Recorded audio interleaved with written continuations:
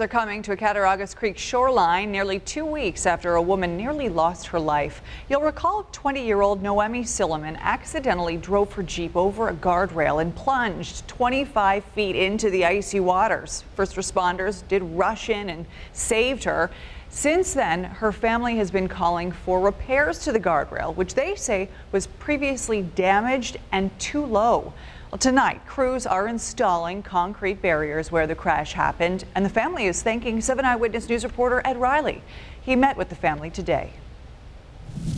I literally, right in this area, I went over and I went down. I remember them trees right there. That's all I remember. Noemi Silliman was once again at the spot where she nearly died 2 weeks ago. But today it was to thank crews installing concrete barriers to prevent others from accidentally driving into Cattaraugus Creek in Gowanda. I feel a lot better because I came down the other day and they still weren't working on them, and I was getting anxious about it. In mid-April, Noemi thought her newly bought Jeep was in park when she accidentally hit the gas. The vehicle quickly drove over low guardrails in a parking lot behind the Shop and Save store on Buffalo Street and plunged Noemi into frigid waters. I think I'm paralyzed, because I could not feel my body. There was no feeling in it, and I was scared.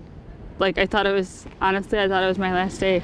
The Jeep filled with water and floated for a quarter mile, and Gowanda Ice and Swiftwater rescue teams had to rush into action to save the 20-year-old who was going into shock. Her body temperature had dropped very low. We met with Noemi and her family the next day as they called for safety changes because they felt the guardrails and their proximity to a drop-off to Cattaraugus Creek were an accident waiting to happen again. That was down before I hit it.